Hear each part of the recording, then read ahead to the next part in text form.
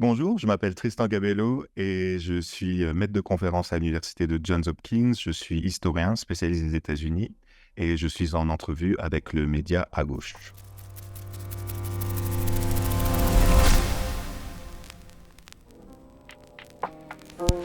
Peux-tu te présenter? Ouais, alors moi, je m'identifie surtout comme historien des États-Unis. Je suis spécialisé dans le XXe siècle et surtout sur tout ce qui est minorité. Mes deux principaux objets de recherche, c'est les communautés afro-américaines et la communauté LGBT. Et en général, je travaille à l'intersection de ces deux-là. Donc moi, j'ai fait beaucoup de travaux sur l'histoire des communautés afro-américaines queer aux États-Unis. Et puis, donc, je suis enseignant. J'enseigne à l'université depuis à peu près 20 ans. Et là, vraiment, bon, ce que j'aime faire, c'est, heu, bon, je m'inscris vraiment dans cette mouvance qu'il y a aux États-Unis de diversifier les curriculums, d'essayer de décoloniser les curriculums, d'essayer d'apporter, voilà, des voix, qui sont, souvent, marginalisées. Et donc moi, c'est souvent ce que je fais dans mon enseignement, donc des cours sur les minorités, sur les mouvements sociaux, sur les systèmes d'oppression, sur la culture populaire. C'est vraiment ce que je mets au centre de mon enseignement. Puis ça me permet aussi bien sûr, d'élargir, mon spectre de recherche, en essayant voilà, d'essayer de déconstruire, d'autres, domaines, que je ne connais pas. Qu'est-ce que ça signifie pour toi d'être de gauche? Bon, ça, c'est une bonne question, tu vois? Et c'est une question, en fait, que les étudiants me posent souvent. Moi, j'ai des étudiants, qui arrivent, voilà, à l'université, qui débarquent, de leur Midwest natal, tu vois? D'endroits où ils n'ont pas forcément, eu accès à une pensée de gauche ou, alors à des gens qui se définissent comme de gauche. Alors moi, je plagie souvent Bourdieu, pour cette réponse et il y a un super, documentaire de Bourdieu, qui s'appelle, «La sociologie est un sport de combat». C'est un documentaire de Pierre Carl et à la fin du documentaire, je crois que c'est à la fin du documentaire, tu vois, il demande l'intervieweur demande à Bourdieu: «Mais finalement, c'est quoi, la différence entre la gauche et la droite?» Parce que tu vois, Bourdieu, il dit, «Bon, moi, quand je vois Ségolène Royal, c'est une femme de droite. Quand je vois François Hollande, c'est un homme de droite», tu vois? On le voit, c'est dans leur habitus. Et Bourdieu, tu vois, il a un peu l'œil, rieur là et puis il dit: «Bon, bah, ça, c'est facile quand même», et il dit: «C'est le rapport à l'ordre». Mais comme ça, tu vois? Et ça, si tu veux, c'est un truc que moi je dis aux étudiants. Parce que, tu sais, en fait, ça permet aux étudiants de dire en fait, de se rendre compte qu'en effet, il y a plusieurs ordres, tu vois? Il y a l'ordre capitaliste, il y a l'ordre bourgeois, il y a l'ordre, hétéropatriarcal, il y a l'ordre racial, tu vois? Ça leur permet aussi de voir que tous ces ordres, ben, s'intersectionnalisent, quoi, qu'ils sont tous connectés. Et puis, 2 autres choses, tu vois? Ça leur permet aussi d'identifier, heu, des différents outils pour différents ordres, comment les combattre, quels sont les textes qu'il faut mobiliser, quels sont, les outils militants qu'il faut mobiliser. Et puis surtout, tu vois? C'est que, ça leur dit aussi que le travail est jamais fini. Parce que, il y a toujours des ordres qui remplacent d'autres ordres, et puis il y a toujours des ordres en mouvement, en fait, et qu'il faut toujours, appréhender, voilà, dans leur changement aussi. Alors moi, c'est ça, et c'est comme ça, en fait, que je définis, la gauche, c'est le rapport à l'ordre, tu vois? Et quand tu vois ça, bon, ça clarifie vraiment beaucoup de choses pour eux, parce que pour eux, tu vois, le parti démocrate, c'est un parti de gauche, tu vois? Ils pensent que c'est un parti de gauche. Or là, tu vois, quand, bon, ils voient bien, Hillary Clinton, Kamala Harris, bon, bah, c'est pas des gens de gauche, ça, c'est pas ils sont pas de gauche. Par contre, tu vois, Bernie Sanders ou peut-être le Tim Walz, tu vois, bon, il y a un habitus qui est peut-être un peu plus de gauche. Et donc ça, c'est comme ça que j'essaye de définir, en tout cas, pour les étudiants. Et puis pour moi aussi, c'est ma ligne de fracture, là. Es-tu pour la mobilisation du concept de race en tant que construction sociale? Tu vois, bon, moi, j'ai grandi en France où, bien sûr, ce concept de race, surtout dans les années 2000, tu vois, au début des années 2000, c'était, très difficile de le mobiliser, même à l'université, même dans le contexte américain d'ailleurs, et donc moi, quand je disais que je voulais faire des études, intersectionnelles, tu vois, au début des années 2000, aux États-Unis, c'était super dur. C'était super dur, en France, c'était super dur de le faire. C'est pour ça, moi, que je suis venu aux États-Unis, au départ. C'était pour vraiment pouvoir, mobiliser tous ces textes, tous ces discours, donc à l'intersection, tu vois, de la race, mais aussi de la sexualité, du genre, de la classe et cetera. Et c'est pour ça que je suis venu à Chicago. Parce que Chicago, à l'époque, dans les années 2000, tu vois, 2010, c'était l'endroit vraiment tous ces grands penseurs, tu vois, afro-américains, de l'intersectionnalité, de la théorie critique de la race, étaient, je veux dire, moi, quand tu te baladais à Chicago dans les conférences à l'époque, tu vois, tu voyais des gens comme, Kimberly Crenshaw, comme, Roderick Ferguson, George Chauncey, tu vois? Donc tous ces gens, ils étaient là, et tu avais accès à eux et c'était dans ce bain que moi j'ai grandi. Donc moi, je mobilise complètement le concept de la race. Ce dont je parlais, c'est que vraiment c'était très difficile en France, en tout cas au début des années 2000. Ça a un peu changé maintenant, mais enfin encore si peu finalement. Mais c'était très difficile au début des années 2000 de mobiliser ce discours, quoi. Tu penses que la France a du retard sur ces questions? Ah ben, énorme! Attends, c'est-à-dire moi, tu sais, je suis souvent, PDH, le média, décolonial là. Bon, moi, je trouve que, tu vois, tout ce qu'ils disent, c'est presque d'une grande banalité, tu vois, vu des États-Unis, quoi. Tu vois, c'est-à-dire quand, quelqu'un, comme, en France, quelqu'un comme Sandrine Rousseau, par exemple, est arrivée au devant de la scène, tu vois?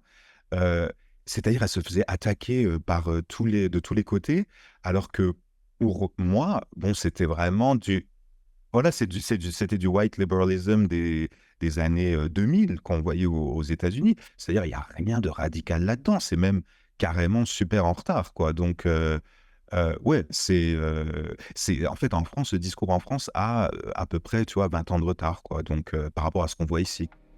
Si les États-Unis ont 20 ans d'avance sur ces questions, est-ce que cela se ressent dans leur société aujourd'hui? Ouais, et disons à l'université, on dit toujours, tu vois, que ce dont on parle, ça va peut-être se, traduire dans la société dans 20 ans, tu vois? Et en fait, c'est souvent comme ça parce que c'est souvent les gens, voilà, les gens à qui on a affaire, les étudiants à qui on a affaire, ils ont 18, 22 ans, bon, ils voilà, ils travaillent pas, tu vois? Puis c'est dans 15 ans qu'ils auront des postes peut-être de pouvoir, tu vois? Où ils vont pouvoir influencer, la société. Mais bon, moi, je crois que, bon, c'est vrai qu'il y a beaucoup de discours, voilà, qui est universitaire, et qui reste, universitaire, comme c'est l'intersectionnalité, la théorie critique de la race, tout ça, ça reste peut-être universitaire. Mais en même temps, tu vois, je pense que les choses ont quand même changé avec les campements. Tu vois, les campements, pro-Palestine. C'est-à-dire que là, tout d'un coup, moi, en tant que prof, et tu sais, prof qui a enseigné pendant 20 ans aux États-Unis, je voyais que tout ce dont je parlais il y a 20 ans, les étudiants te regardaient vraiment très bizarrement. Tu vois, quand tu parlais du capitalisme, quand tu parlais de la suprématie blanche, il y a 20 ans, mais les étudiants te regardaient comme un fou, quoi. Ils pensaient tout de suite KKK. Bien sûr, il y a 20 ans, c'était, ou même de racisme systémique. C'était quand même très dur de porter ce discours-là, tu vois? Même avec des étudiants, même avec des jeunes. Et là, 20 ans après, tout a été intégré dans leur logiciel. Tu vois? C'est-à-dire qu'ils pensent le monde comme ça, tu vois? Et donc ce qu'on a vu, ce qu'on a vu là dans les campements, c'était ça, tu vois? C'était le rejet de ce libéralisme blanc, tu vois, bon teint, qui souvent, tu vois, fait l'éloge des mouvements de résistance dans le passé, mais qui dit pas grand-chose des mouvements de résistance, présents ou qui les condamne, tu vois? Tu vois, par exemple, à Columbia, ils ont donc, essayé d'arrêter les étudiants. Ils les ont, punis avec des sanctions quand même, dures. Mais ils sont en train déjà d'archiver tous les posters, toutes les tentes, tous les drapeaux, du mouvement, pro-palestinien. Comme ça, tu vois, dans 20 ans, ils pourront dire: «Ah, nous, on était à l'avant-garde, de la révolution», tu vois? Comme ils l'ont fait avec les mouvements, anti-war, dans le Vietnam, pour le Vietnam, tu vois? Donc, tu vois, c'est-à-dire que moi, et puis aussi tout le travail qu'on a fait, tu vois, il y a 20 ans sur, donc, DEI, donc c'est très critiqué maintenant par la droite, américaine, mais c'est quand même bien intégré dans les sociétés, dans les entreprises, dans les universités. Alors, Je veux dire, ça veut pas dire qu'il y a du progrès, tu vois, tangible, mais en tout cas, ce qui est bien, c'est qu'on a quand même les outils pour en parler, tu vois? Souvent, tu vois, en France, moi, je dis que c'est même dur d'avoir simplement de pouvoir parler de tu parles de suprématie blanche en France, mais là, les gens te regardent hyper bizarrement. C'est-à-dire que les gens comprennent même pas de quoi tu veux parler, je crois. Mais donc voilà, voilà, bien sûr, il y a encore un Trump qui est, tu vois, à 48, mais il y a quand même une gauche qui fait du travail, quoi. Pourquoi n'y a-t-il pas de révolution aux USA? Ben pourquoi ils explosent pas? Parce que, les gens sont ultra précarisés dès le début de leur vie. Ah oui, mais c'est-à-dire que ouais, ben ça, c'est une bonne question, tu vois? Et c'est mais vraiment, tu sais, il faut quand même vraiment, faut quand le point de précarisation quand même aux États-Unis, tu vois? C'est que quand même, c'est des gens qui ne connaissent pas, la sécurité de l'emploi. C'est 50, tu vois, des gens qui, ont moins de 500 $ sur leur, compte, d'épargne, tu vois? Les gens ont pas de retraite non plus, tu vois? Il y a vraiment une société qui est ultra précarisée et puis il y a une société, bah, qui est pas très, politisée. Tu vois? C'est-à-dire que 60 des gens, vont voter pour l'élection présidentielle. Tu vois? Ça veut dire que la moitié des gens, en fait, vont pas voter. Il y a toutes les autres élections, aussi. Alors, si tu veux et je pense que c'est pas une société qui est politisée et je pense que c'est une société aussi qui est tellement précarisée et qui n'a pas, tu vois, l'histoire de l'organisation, syndicale et cetera. Tu vois? C'est-à-dire que quand on voit maintenant, il y a quand même des grandes forces syndicales, tu vois, aux États-Unis. On a quand même vu des mouvements, tu vois, genre, avec Amazon, avec Starbucks, les gens commencent, à s'organiser, mais moi je reviens à ce que je disais avant. Tu vois, moi je crois que c'est tous les gens qui ont appris ça, dans leurs cours, à l'université ou même, au lycée, qui commencent à se rendre compte que c'est possible, tu vois? Et ça arrive maintenant et vraiment pour un pays comme les États-Unis, tu vois? Un pays où, quand tu parles de socialisme, les gens te regardent, là aussi comme si tu étais un fou. Bon, tu vois, tu as un candidat en 2016 qui se décrit comme socialiste, en 2020 aussi, c'est Bernie Sanders, tu vois? Et puis à partir de 2020, tu as quand même plein, plein, plein de luttes, syndicales qui sont gagnées. Alors voilà, on est en retard par rapport à plein de pays, tu vois? Mais on démarre de tellement loin. C'est-à-dire que je veux dire, il faut quand même se mettre, tu vois, dans la peau d'un Américain moyen, tu vois, qui est dans la survie tous les jours, tu vois? Et voilà, et quand tu arrives à la maison le soir et que tu as déjà bossé, 2 boulots et que tu arrives pas, à boucler les fins de mois, tu sais, peut-être que le dernier des trucs auxquels tu penses, c'est la révolution, tu vois? Et moi, je pense aussi que c'est pour ça que Trump, est si encore, populaire, tu vois? C'est que c'est des réponses faciles, c'est des réponses genre, bah, c'est les minorités qui vont prendre votre boulot, c'est les immigrés et cetera. Donc tu vois? Je veux dire, voilà, moi je pense que c'est vraiment une population qui est mais vraiment extrêmement précarisée. Et on a du mal à s'en rendre compte, tu vois? Vu de France, peut-être vu du Canada aussi et moi, c'est ce dont je me rends compte vraiment tous les jours, quoi, ici. Qu'en est-il de l'extrême droite qui utilise la caricature des campus américains où le wokisme serait dominant? Mais c'est-à-dire que, tu vois, quand l'extrême droite parle du wokisme, moi j'ai l'impression qu'il parle du wokisme d'il y a 20 ans. C'est-à-dire que comme tu parles de pureté militante là, donc c'est-à-dire que toutes les conversations sur donner la parole aux personnes concernées, bah, c'est très bien. Que parler de l'appropriation culturelle, bah, c'est très bien. Parler de l'antiracisme, décoloniser le curriculum, tout ça, bah, c'est très bien. Mais c'était des choses qu'on a commencé à faire, il y a 20 ans et maintenant bon, bah, on est à dans une autre étape. C'est-à-dire, comme tu vois, voilà, quand on parlait des campements, moi, je trouve que les campements, c'était symbolique, de tout ça. C'était symbolique de justement d'essayer de vraiment s'attaquer, au système. Alors d'une manière matérialiste comme tu le dis, mais c'était les campements, c'était pas du wokisme, tu vois? C'était vraiment la gauche, toi. Et donc là, c'est ce qu'on a vu, tu vois? Parce que, tu vois, sur les campements, même les gens, les étudiants, même, ils essayaient d'essayer d'inventer une nouvelle société. Tu vois? D'essayer de justement d'inventer une nouvelle société à l'intérieur de l'université, avec les moyens de l'université, mais sans les valeurs de l'université. Tu vois? Moi, j'ai eu des étudiants qui m'ont dit: «Nous, on a plein d'étudiants qui sont, ouais, qui ont des problèmes de dépression, d'anxiété et cetera» et ces étudiants-là sont venus nous dire: «C'était la première fois où je me sentais bien en société». Tu vois? Parce que j'avais une communauté, parce que j'avais, ce qu'il me fallait. Donc moi, tu vois, quand je vois les critiques de l'extrême droite, sur le wokisme, même les critiques de l'extrême droite, ici, quand il parle, voilà, de l'antiracisme, des studies, comme ils disent. Mais tu sais, mais ça, c'est déjà fini, ça.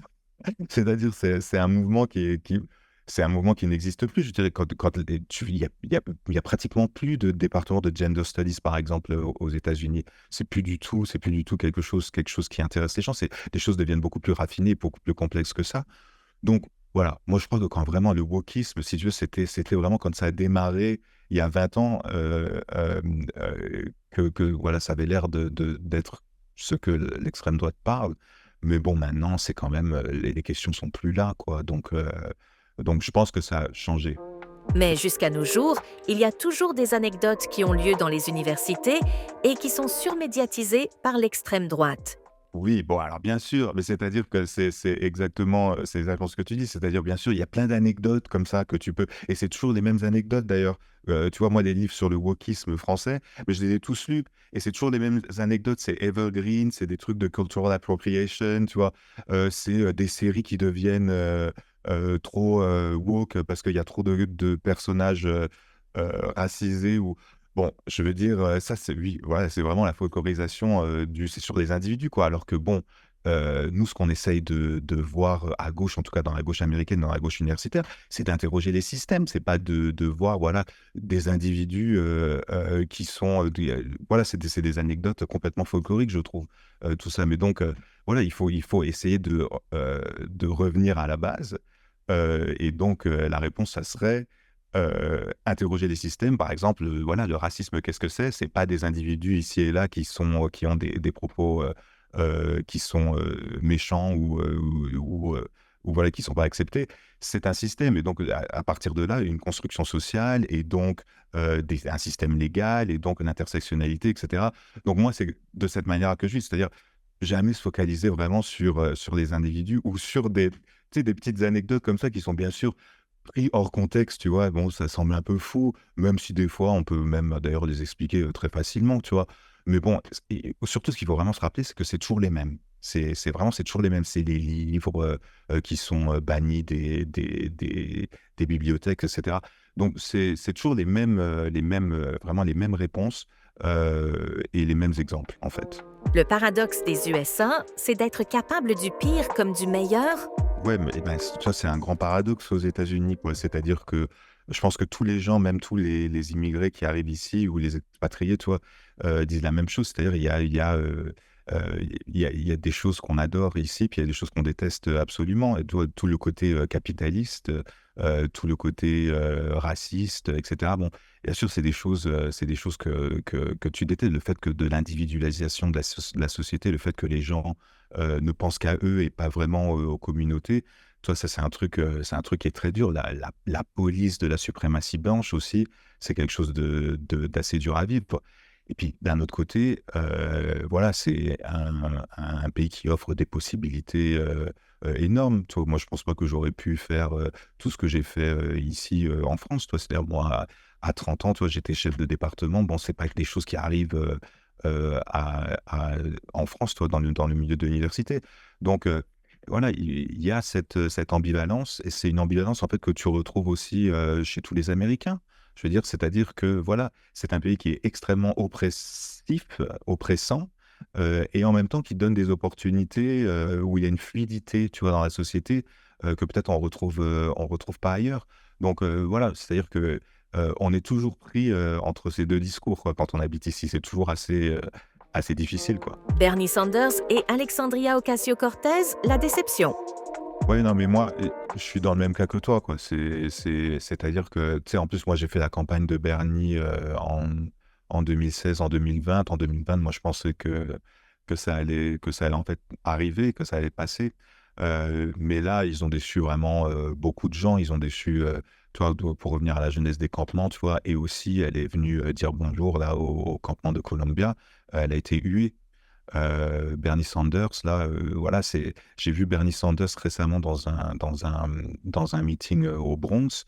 À un moment, il dit, Israël a le droit de se défendre, tu vois? Mais il y avait il y avait plus une mouche qu'on entendait voler dans le meeting, quoi. Tout le monde s'est arrêté de parler. Puis après, il dit: «Oui, mais bon, il faut aider, il faut un cessez-le-feu en Palestine» et cetera.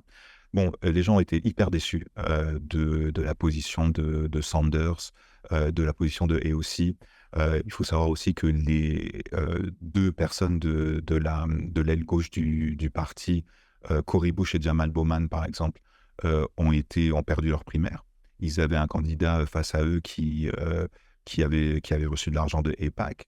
Donc i je crois qu'il y a une grande déception, tu vois, de ce côté-là. Et on la sentait vraiment beaucoup, sur les campements. Mais je crois que aussi, tu vois, il y a eu aussi une mobilisation qui arrive un peu à la gauche du Parti démocrate, c'est-à-dire sous la candidature de Jill Stein, sous la candidature de Cornel West. Alors là, maintenant, ils sont séparés, tu vois? Mais qui essayent de capter, un peu cet électorat. Maintenant, tu vois, le truc de Bernie Sanders et aussi, c'était d'influencer le programme, de l'intérieur. Alors apparemment, quand c'était Biden en tant que candidat, ils avaient réussi à placer quelque chose dans le programme.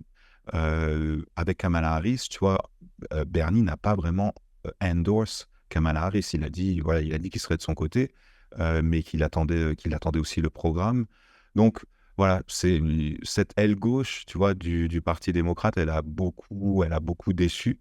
Je crois que beaucoup de gens se sont détachés, ils se sont, super institutionnalisés. Bernie Sanders, tu vois, c'était quelqu'un qui apportait quand même, une vraie fraîcheur, tu vois, dans la primaire démocrate, dans le parti démocrate. Là, c'est fini. Là, c'est fini, c'était plus du tout ce que c'était. Maintenant quand même, tu vois, le Parti démocrate a quand même répondu, à certaines, pressions qui venaient, de l'aile gauche. Bon, voilà, Biden, bon, il est parti parce que, voilà, l'aile gauche faisait aussi, le forcing. Heu, Kamala Harris, bon, certes, il n'y a pas eu de primaire et cetera, mais bon, tu vois, le choix du VP, Tim Walz, bon, c'est quand même quelqu'un plutôt progressiste, plutôt à gauche, tu vois? Il a plutôt un habitus de gauche lui aussi. Mais donc il y a des petites victoires, tu vois? Et maintenant, voilà, le Parti démocrate, c'est pas un parti de gauche. C'est pas un parti qui va aider les classes, ouvrières, les classes défavorisées. Il y a plus à attendre de lui que du Parti républicain. Mais bon, voilà, il faut toujours, toujours faire pression. En tout cas, voilà, la gauche du l'aile progressiste, comme on disait, du Parti démocrate, je sais plus trop où elle est maintenant, tu vois? C'est-à-dire, elle est complètement, dans le mainstream du Parti démocrate. Chris Smalls, le créateur du syndicat Amazon, est-il trop à gauche pour les démocrates? Bien sûr, bah, attends, mais ce mec est beaucoup trop à gauche, pour eux. Il est beaucoup plus, tu vois? C'est-à-dire qu'il y avait ce discours de Biden qui voulait vraiment, encourager, les syndicats, mais bon, encourager, tu vois, des syndicats, qui seraient restés, très centristes, très gentils avec le monde dominant, quoi. Chris Moss, tu vois? Heu ça les intéresse pas, le Parti démocrate. Ils préfèrent que ça reste en dehors, du et d'ailleurs, c'est mieux pour lui. Tu vois? Parce que je pense que voilà, et aussi, tu sais, je pense que ça partait d'une très bonne intention, hein, tu vois? Jamal Bowman, aussi, Cory Bush aussi, et tu vois, c'est des gens qui se sont soit fait, vraiment complètement manger par le système, ou qui soit ont été éjectés. Tu vois? Donc c'est-à-dire que le Parti démocrate, voilà, c'est pas un parti, de gens qui veulent changer les choses. Donc c'est pas là, je pense qu'il faut, moi, ça m'étonne pas du tout que, si tu veux, Chris Moss, ils ont même pas essayé de le démarcher, ou de l'intégrer dans le parti. C'est pas quelque chose qui les intéresse, ça. On peut voir un troisième parti de gauche émerger aux USA?